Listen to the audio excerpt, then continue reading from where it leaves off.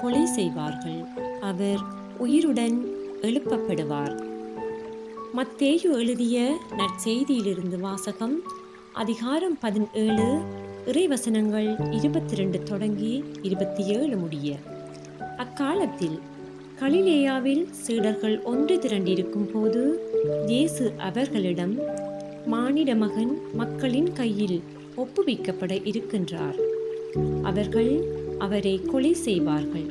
ஆனால் அவர் 3ஆம் நாள் உயிருடன் எழுப்பப்படுவார் என்றார்.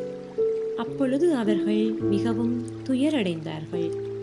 அவர்கள் கப்பர்நாகுமுக்கு வந்தபோது கோவில் வழியாக 2 திராக்மா தண்டுவோர் பேதுருவிடம் வந்து, உங்கள் போதகர் 2 திராக்மா வரியை செலுத்துவதில்லையா என்று கேட்டனர்.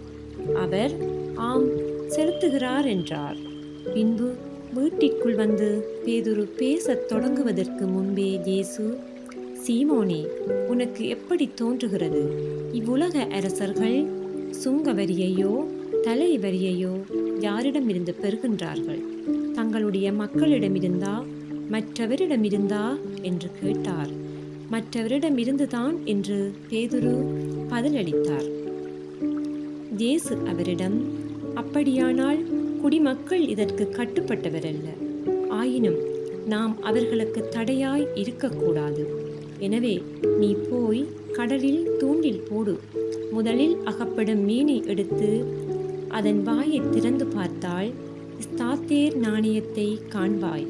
அதை எடுத்து உன் சார்பாகவும் என் சார்பாகவும் அவர்களிடம் செலுத்து என்றார்.